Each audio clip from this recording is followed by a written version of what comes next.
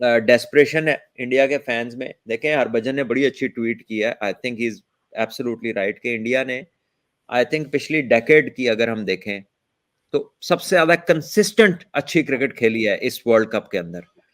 सब कुछ उन्होंने जीता है। फाइनल में yes Australia played better cricket and they one deservingly.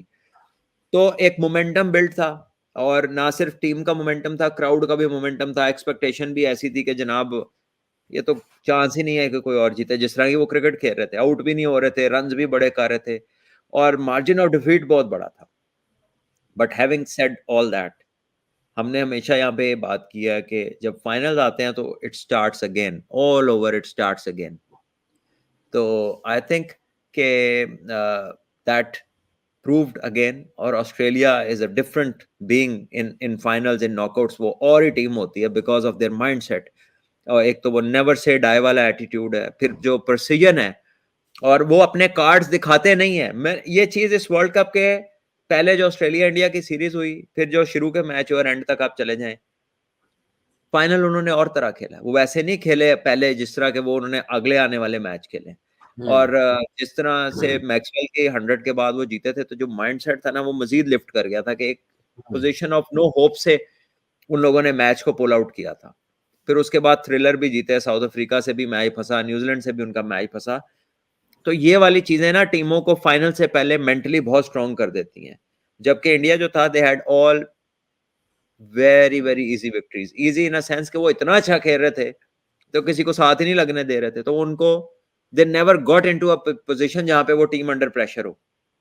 तो ये फाइनल में बड़ी काउंट करती है चीज। बहरहाल ठीक है, जो होना था हो गया, क्रिकेट है, गेम है, हार जीत होती रहती है। जी फाहद बट अभी इस बारे में भी बात करते हैं, हाशिम का भी क्वेश्चन लेते हैं।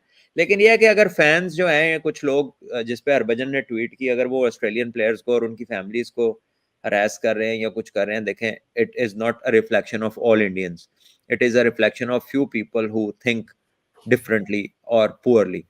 आई थिंक ये नहीं होना चाहिए। We condemn that in all its forms. और आप अपलॉड करें, कोई जीता है खड़े होकर कहें जी क्या बात है, वेल प्लेड, आप डिजर्व करते थे, you one. And I am sure most of the fans and players of India have done so. Australia were the better team on the day. और इस तरह नहीं होना चाहिए। और हाशिम दूसरा, साहब भट्ट साहब कह रहे हैं कि ये जो इंडिया फाइनल हारा है, ये कोई आप समझते हैं कि बैड लक हुई है या फिर मेंटल ब्लॉक है? बिट ऑफ बोथ है, बट आईड से कि more of a second thing है। मेंटल साइड का एस्पेक्ट है, and then from when the mental aspect is there, तो फिर उसके बाद होता ये है कि फिर बैड लक भी होती है। Because when mentally at times you give up, then the opposition starts to take over, and then the bad things also happen। जो आप चाह रहे होते हैं कि ना हो, जैसे आप चाह रहे होंगे कि टॉस, लेकिन टॉस ऐसी चीज आपके कंट्रोल में नहीं है। अगर आप हार गए थे, आपने 10 ओवर में 80 कर लिया था, तो you had to make sure कि अब हम 240 तक जाएं, चाहे आखिर में 7 ओवर रह जाए, लेकिन हमारी विकेटें नहीं गिरनी चाहिए। क्योंकि बड़े मैच में आपको 350 नहीं चाहिए था, बड़े मैच में आप 290 भी कर जाते हैं, वो उसका प्रेशर और होता है। तो हाशिम, ये जो रोहित शर्मा जितना आउटस्टैंडिंग खेल रहे थे, उसके बाद उन्हें वो छक्का चौके के बाद एक और रिस्क लेने की जरूरत नहीं थी। Although is a wonderful player, is a world class player, और we are not giving him ideas because he knows everything. But the point is as an analyst you have to say कि भैया ये इस time के ऊपर ना होता तो काम कुछ और हो जाता।